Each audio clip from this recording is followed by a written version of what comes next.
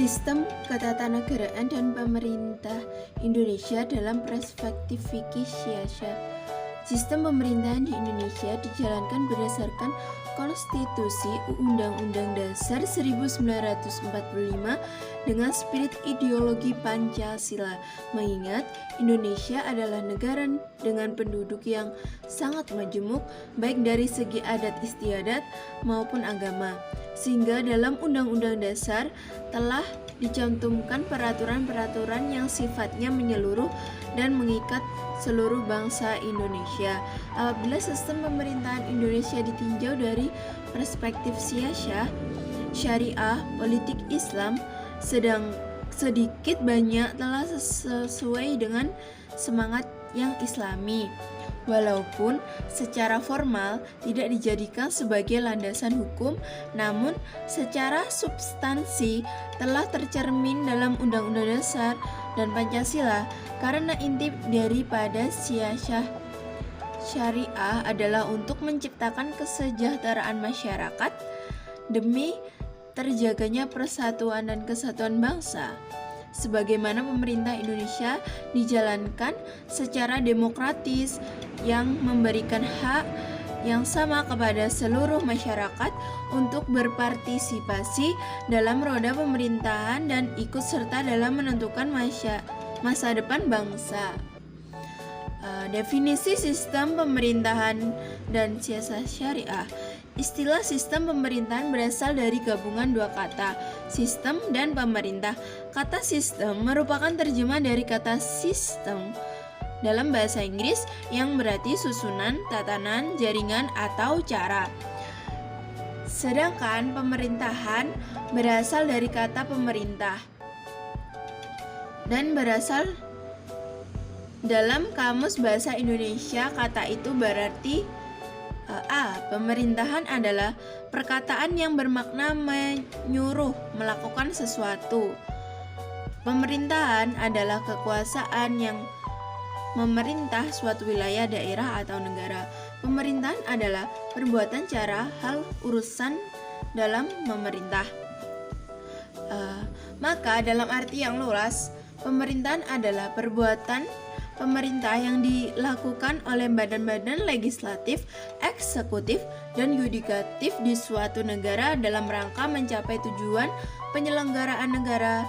Dalam arti yang sempit, pemerintahan adalah perbuatan pemerintah yang dilakukan oleh badan eksekutif beserta jajarannya dalam rangka mencapai tujuan penyelenggaraan negara. Sistem pemerintahan diartikan sebagai suatu tatanan utuh yang terdiri atas berbagai komponen pemerintahan yang bekerja saling bergantungan dan mempengaruhi dalam mencapai tujuan dan fungsi pemerintahan.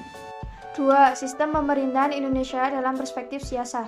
Indonesia sebagai suatu negara yang independen memiliki suatu sistem yang digunakan untuk mengelola negaranya. Sistem ini dikenal dengan sistem pemerintahan Indonesia. Dalam pertumbuhan dan perkembangan sejarah ketatanegaraan, Indonesia telah mengalami beberapa perubahan dalam sistem pemerintahan sesuai dengan situasi dan kondisi zaman. Perkembangan sistem pemerintahan Indonesia dari tahun 1945 hingga sekarang adalah sebagai berikut. A. Sistem pemerintahan periode 1945 sampai 1949. Bentuk negara Indonesia pada periode awal adalah kesatuan dengan bentuk pemerintahan republik di bawah sistem pemerintahan presidensial yang berlandaskan pada Konstitusi UUD 1945. Namun, seiring datangnya sekutu dan dicetuskannya Maklumat Wakil Presiden nomor 10 tanggal 16 November 1945, terjadi pembagian kekuasaan dalam dua badan, yaitu kekuasaan legislatif yang dijalankan oleh KNIP dan kekuasaan-kekuasaan lainnya yang masih tetap dipegang oleh Presiden sampai tanggal 14 November 1945. Berdasarkan maklumat pemerintah 14 November 1945 ini, kekuasaan eksekutif yang semula dijalankan oleh Presiden beralih ke tangan Menteri sebagai konsekuensi dari dibentuknya sistem pemerintahan parlementer. B. Sistem pemerintahan periode 1949 sampai 1950. Adanya GMB antara Indonesia dengan delegasi Belanda menghasilkan keputusan pokok bahwa Kerajaan Belanda mengakui kedaulatan Indonesia sepenuhnya tanpa syarat dan tidak dapat dicabut kembali kepada RIS selambat-lambatnya pada tanggal 30 Desember 1949. Dengan ditetapkannya konstitusi RI, sistem pemerintahan yang digunakan adalah parlementer. Namun karena tidak seluruhnya diterapkan, maka sistem pemerintahan saat itu disebut parlementer semu. C. Sistem pemerintahan periode 1950 sampai 1959. Bentuk negara Indonesia pada periode ini adalah kesatuan dengan dibentuk pemerintahan republik di bawah sistem pemerintahan parlementer yang berlandaskan pada konstitusi UUDS 1950. UUDS 1950 adalah konstitusi yang berlaku di negara Republik Indonesia sejak 17 Agustus 1950 hingga dikeluarkannya Dekret Presiden 5 Juli 1959. Pada 5 Juli 1959, Presiden Soekarno mengeluarkan dekret yang diumumkan dalam upacara resmi di Istana Merdeka. Isi Dekret Presiden 5 Juli 1959 antara lain kembali berlakunya UUD 1945 dan tidak berlakunya lagi UUDS 1950. Dekret 5 Juni 1959 menjadi tonggak baru politik Indonesia. D. Sistem pemerintahan periode 1959 sampai 1965. Pada periode ini, Indonesia menganut sistem demokrasi terpimpin. Pandangan Ahmad Syafi'i Ma'arif, demokrasi terpimpin sebenarnya ingin menempatkan Soekarno sebagai ayah dalam famili besar yang bernama Indonesia dengan kekuasaan terpusat berada di tangannya. Dengan demikian, kekeliruan yang besar dalam demokrasi terpimpin Soekarno adalah adanya pengingkaran terhadap nilai-nilai demokrasi, yaitu absolutisme dan terpusatnya kekuasaan hanya pada diri pemimpin. Selain itu, tidak ada ruang kontrol sosial dan check and balance dari legislatif terhadap eksekutif. Kekuatan politik pada masa ini terbagi dalam dua kelompok besar, yakni kelompok yang mendukung demokrasi terpimpin yang diwakili oleh PNI, NU, Parkindo, Partai Katolik, dan PKI. Sementara yang menentang adalah Masyumi dan PSI. Tidak hanya kalangan Islam atau Masyumi yang menentang demokrasi terpimpin, tetapi juga para intelektual terkemuka seperti Muhammad Hatta, seorang tokoh yang memiliki komitmen tegas dan konsisten kepada demokrasi, menyebutkan bahwa tindakan Soekarno itu bertentangan dengan Pancasila karena jelas-jelas merobek prinsip-prinsip demokrasi yang begitu kokoh tercantum dalam UUD. E. Sistem pemerintahan masa Orde Baru 1968 sampai 1998. Pada tahun 1968, MPR resmi melantik Soeharto sebagai presiden kedua negara Indonesia dengan masa jabatan 5 tahun, di mana Soeharto menggantikan posisi Presiden Soekarno. Pemilihan presiden pada masa itu tampak sekali tidak demokratis, karena yang terpilih ulang adalah Presiden Soeharto, dan Presiden Soeharto berhasil menduduki jabatan sebagai Presiden Indonesia selama 32 tahun. Pada tahun 1997, Indonesia dilanda krisis moneter yang merupakan dampak dari krisis finansial Asia sehingga perekonomian Indonesia hancur. Sehingga terjadi inflasi menyebabkan investor asing menarik semua sahamnya dan tidak mempercayai Indonesia sebagai negara tempat mereka menanamkan sahamnya. Situasi yang sulit yang melanda bangsa Indonesia mempengaruhi semua bidang dan berakhirlah masa pemerintahan Presiden Soekarno, ditandai dengan demo besar-besaran yang dilakukan oleh mahasiswa atau tragedi Trisakti. Melihat masyarakat yang memberontak, maka Presiden Soeharto mengajukan pengunduran diri sebagai Presiden Indonesia pada 21 Mei tahun 1998. Dari kategori kepemimpinan Soeharto di atas dapat kita analisa lagi bagaimana sistem pemerintahan masa Orde Baru merupakan masa yang terkenal dengan pembangunan nasional yang begitu pesat. Masa Orde Baru terfokus dengan penerapan Pancasila dalam segala bidang. F. Sistem pemerintahan masa reformasi. Masa reformasi ditandai dengan lengsernya Presiden Soeharto. Jabatan presiden kemudian diisi oleh wakil presiden yaitu B.J. Habibie. Bergulirnya reformasi yang mengiring keruntuhan rezim tersebut menandakan tahap awal bagi transisi demokrasi Indonesia. Masa reformasi merupakan masa transisi, dapat kita lihat penerapan sistem pemerintahan presidensial pada masa itu mulai bangkit dengan tumbuhnya proses demokrasi. Asas sentralisasi berubah menjadi asas desentralisasi, di mana penyerahan kekuasaan dari pusat ke daerah. Dengan adanya penyerahan kekuasaan dari pusat ke daerah, hal ini membawa dampak positif, yaitu pembangunan di daerah akan lebih terfokus. Pemerintahan B.J. Habibie tidak berlangsung lama, dimulai tanggal 21 Mei 1998 dan berakhir pada tanggal 20 Oktober 1999. Kemudian yang digantikan oleh Kiai Haji Abdurrahman Wahid yang lebih terkenal dengan nama Gus Dur. Pada masa pemerintahan Gus Dur, sistem politik lebih demokratis, lebih menghargai HAM, menghargai perbedaan agama, suku, ras, dan adat. Masa pemerintahan Presiden Abdurrahman Wahid berlangsung dari tahun 1999 sampai dengan 2001 dan digantikan dengan wakil presidennya yaitu Megawati Soekarno Putri. Pada tahun 2004 diadakan pemilu secara langsung dan yang memperoleh suara terbanyak adalah Susilo Bambang Yudhoyono. Sehingga Susilo Bambang Yudhoyono resmi dilantik sebagai Presiden Republik Indonesia ke-6 menggantikan Megawati Soekarno Putri. Dalam kenyataannya, sebagian dari syariat Islam khususnya yang menyangkut hukum kekeluargaan telah berjalan di Indonesia selama berabad-abad, sekalipun belum ada kodifikasi hingga masa kolonialisme. Ketika Belanda, dalam hal ini VOC, menjajah Indonesia, pengadilan terpisah bagi golongan Eropa dan pribumi diperkenalkan. Untuk golongan pribumi, hukum adat diterapkan dengan pembagian wilayah Indonesia ke dalam beberapa yurisdiksi berdasarkan kriteria kultural dan linguistik. Di berbagai wilayah ini diidentifikasi dan diklasifikasi 19 sistem hukum adat yang berbeda. Pada ranah politik, isu penerapan syariat Islam telah menjadi agenda perdebatan sejak menjelang kemerdekaan Indonesia. Perdebatan serius dalam BPUPKI pada pertengahan 1945 tentang dasar dan filsafat negara berjalan alot. Gagasan negara berdasarkan Islam dengan implikasi pemberlakuan syariat Islam yang diperjuangkan sehingga anggota BPUPKI dan negara sekuler yang diperjuangkan anggota lain akhirnya mencapai kompromi dalam bentuk Piagam Jakarta. Piagam Jakarta sebenarnya merupakan mukaddimah bagi konstitusi yang diajukan dalam sidang BPUPKI.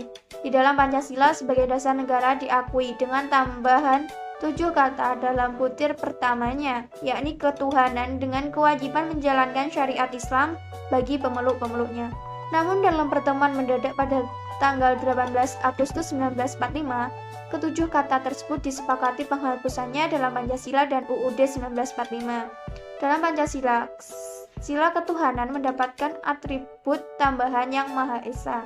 Untuk mengakomodasi tuntutan wakil-wakil umat Islam, dengan kompromi terakhir ini, perjuangan menjadikan Indonesia sebagai negara Islam yang memberlakukan syariat menjadi tidak mungkin, karena bertentangan dengan UUD 1945 yang telah disepakati. Pada masa Indonesia modern, hubungan Islam dan kekuasaan mengalami perkembangan yang menarik. Pada era awal kemerdekaan, umat Islam dengan leluasa memperoleh kesempatan untuk mengaktualisasikan gagasan-gagasan politik Islam yang mereka usung. Namun kandas terbentur oleh kondisi sosiopolitik ketika itu. Pada era-era berikutnya, Islam dianggap sebagai kekuatan yang dicurigai. Ada ketakutan dari penguasa bahwa kalau mereka memberikan kesempatan kepada politik Islam untuk berkembang, maka potensi untuk membahayakan bagi bangsa Indonesia yang majemuk. Di Indonesia sekalipun, Islam tidak merupakan dominasi pemenangan agama secara formal, tetapi ia merupakan salah satu sumber hukum bagi pembentukan hukum nasional. Pada kurun waktu terakhir, secara material dan formal, pelaksanaan hukum perdata bagi umat Islam sudah diatur berdasarkan hukum Islam, yang diturunkan dari syariat hukum Islam. Pengertian jinayah. Adapun menurut etimologi adalah merupakan bentuk verba non atau masdar dari kata jana yajni jinayata yang berarti berbuat dosa atau salah atau dikenal dengan jarima. Sedangkan jinayah didefinisikan perbuatan dosa atau perbuatan salah. Dasar hukum jinayah. Yang pertama, Al-Quran. Contoh ayat Al-Quran tentang hukum pidana Islam adalah dalam surat Al-Ma'idah ayat 38 dan An-Nur ayat 2. Yang kedua, sunnah atau hadis. Contoh hadis Nabi Muhammad SAW mengenai hukum pidana Islam ialah hadis tentang larangan minum khamr, berzina, dan lain sebagainya. Yang ketiga, ar-ra'yu atau ijtihad. Selanjutnya, pembahasan mengenai jinayah meliputi tindak kejahatan pembunuhan dan penganiayaan, serta sanksi hukumnya seperti qisas, diyah, dan kafarat. Pertama, pembunuhan. Pembunuhan adalah perbuatan yang mengakibatkan lenyapnya nyawa seseorang, baik sengaja, seperti disengaja, maupun tidak disengaja. Kemudian hukum melakukannya adalah haram dan termasuk dosa besar, sebagaimana Allah Subhanahu wa Ta'ala berfirman dalam surat Al-Isra ayat 33. Pembunuhan sendiri terbagi menjadi 3, yaitu pertama, pembunuhan disengaja atau direncanakan, yaitu pembunuhan yang dilakukan dengan sengaja atau direncanakan dengan alat yang lazim digunakan untuk membunuh atau dengan cara-cara yang mematikan. Contoh, sengaja membunuh dengan senjata api, bom, dan mencekiknya. Sanksi hukum yang diberikan adalah qisas. Jika keluarga korban memaafkan pelaku, maka hukumannya membayar diat mughaladzah atau denda berat dan dibayarkan secara tunai. Selain itu juga diwajibkan untuk membayar kafarah. Berikut sejumlah diat berat yang harus dibayarkan.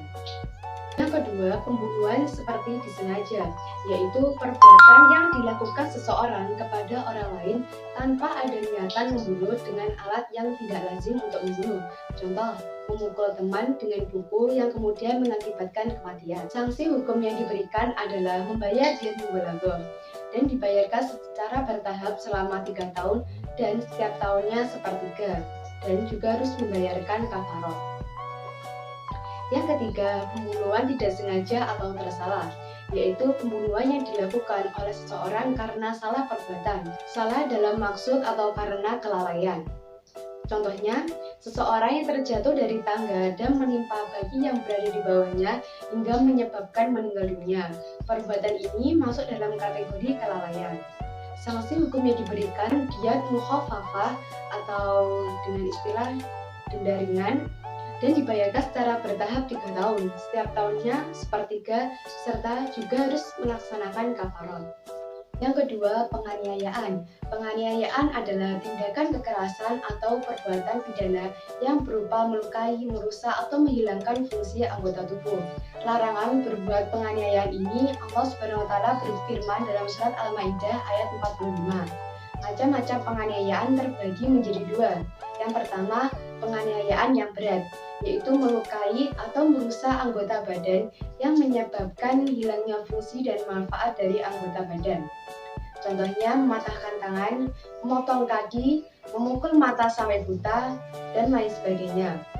Yang kedua, penganiayaan yang ringan, yaitu melukai atau merusak anggota badan yang tidak sampai menyebabkan hilangnya fungsi dan manfaat anggota tubuh. Contoh, pukulan yang sekedar membuat bengkak ringan. Hukuman bagi pelaku penganiayaan: yang pertama, kisos anggota tubuh, ialah kisos yang dilaksanakan karena menganiaya anggota tubuh dengan sengaja yang menyebabkan hilangnya fungsi dan manfaat anggota tubuh. Yang kedua, diat anggota tubuh, terbagi menjadi 2.